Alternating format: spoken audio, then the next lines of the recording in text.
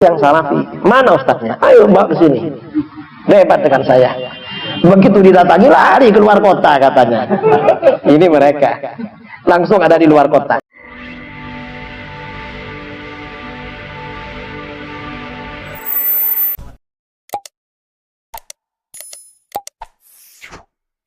Untung kamu belum dikafirkan. Saya bilang begitu. Loh, kenapa? Karena kamu masih beriman bahwa Allah mengetahui perbuatan manusia sebelum manusia berbuat. Itu aja. Tapi itu kelemahan kamu. Kelemahan orang Mu'tazilah seperti kamu. Kata Imam Syafi'i, al-qadari in khusima bil ilmi in qata'a. Orang Qadariyah apabila didebat dengan pengetahuan Allah, mereka pasti kalah.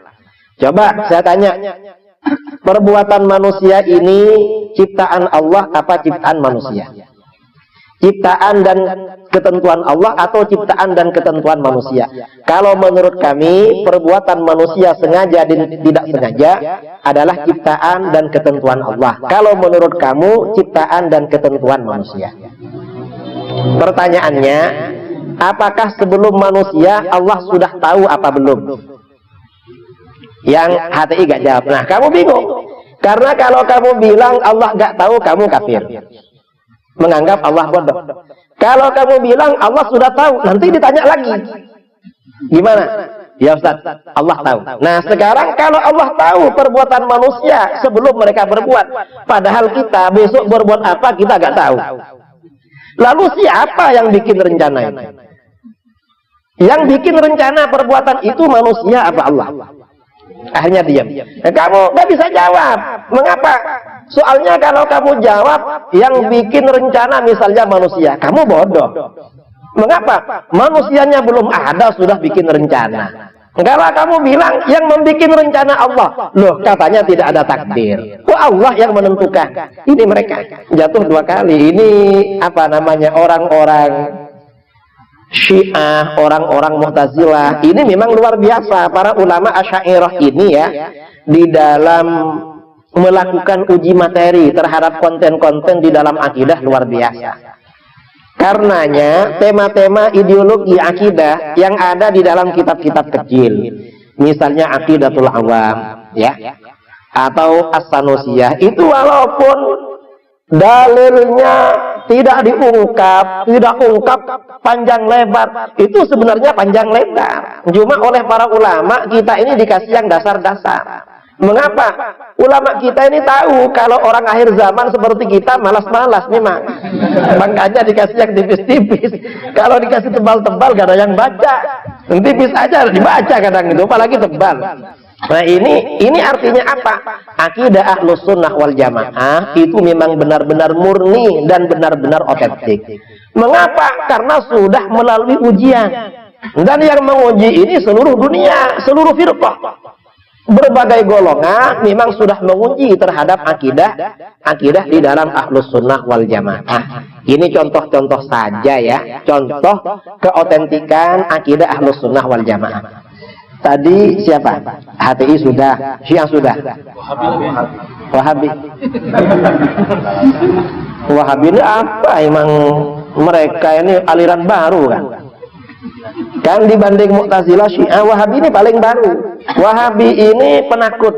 Takut sama siapa? Sama Syiah lah takut Wahabi. Mengapa? Karena Syiah punya ilmu kalam. Wahabi gak punya ilmu kalam. Dan mengharamkan ilmu kalam. Saya ini pernah diundang orang Wahabi menjelaskan kesesatan Syiah. Saya pakai teori ilmu kalam, cuma gak bilang ilmu kalam. Mereka ngangguk-ngangguk. Ini mengharamkan tapi ngangguk-ngangguk. Mereka ini.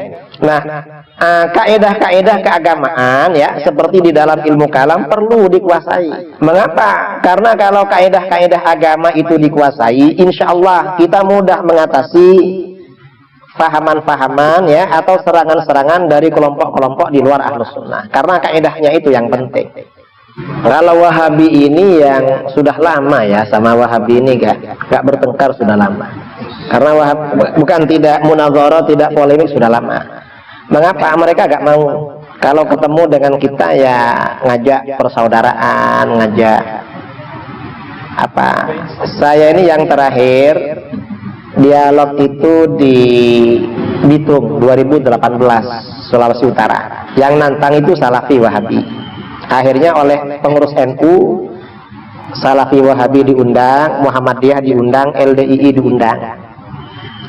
Padahal yang nantang-nantang tuh yang Salafi. Mana ustadznya? Ayo bawa ke sini. Debat dengan saya. Begitu didatangi lari keluar kota katanya. Ini mereka. Langsung ada di luar kota. Besoknya LDII dengan Muhammadiyah. Yang Muhammadiyah itu bagus. Karena kata beliau, Kiai, kita ini Muhammadiyah sudah istighatsah, sudah tahlil. Masa diajak debat lagi? Masih kurang apa? Ini yang Muhammadiyah. Kan sudah bagus berarti. Berarti sudah kembali kepada khitbah. Seperti Ki Ahmad Dahlan dulu membangun organisasi Muhammadiyah. Itu sudah bagus, kita hargai. Yang LDII ini, sebelum acara dimulai, saya duduk di kursi sini, LDII di sini. Siapa? Anu Kiai, saya pimpinan LDII Sulawesi Utara. Saya langsung begini, iya. Katanya kalau ada orang singgah ke masjidnya langsung di-ban. Enggak Kiai, enggak. Sungguh enggak. Kalau enggak percaya mari ke masjid saya kan. Enggak siap ban. Lalu bajunya saya usap-usap. Katanya kalau bajunya diusap-usap langsung dicuci. Ya enggak lah Kiai, masa dicuci?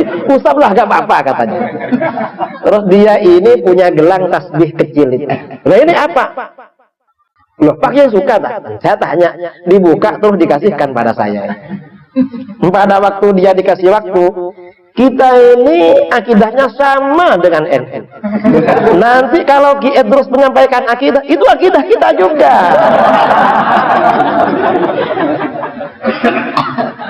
Jadi ya memang nggak perlu debat sudah. Mengapa? Ya mungkin mereka ini kembali, benar-benar kembali ke dalam Ahlus Sunnah wal. Pada waktu itu saya bawa kitab Akidah 50. Tahu buku saya? Akidah Ahlus Sunnah wal Jamaah penjelasan sifat 50. Kemudian tentang sunnah dan bid'ah, bid'ah hasanah. Saya bawa itu. Saya bawa 10, saya hadiahkan pada panitia. Yang LDI dan Muhammadiyah ini angkat, Kiai, tolong itu untuk kami. Tak ajarkan katanya kepada jamaah kami. Entah diajarkan sungguh apa enggak, wallahu a'lam. Karena kadang-kadang orang-orang di luar Ahlus Sunnah taqiyahnya itu luar biasa. Mereka kalau di depan kita sama dengan kita, tapi di belakang ya beda kan. Khosyah ya. Memang seperti itu. أحمد يا حبيبي أحمد يا حبيبي أحمد يا حبيبي سلام عليك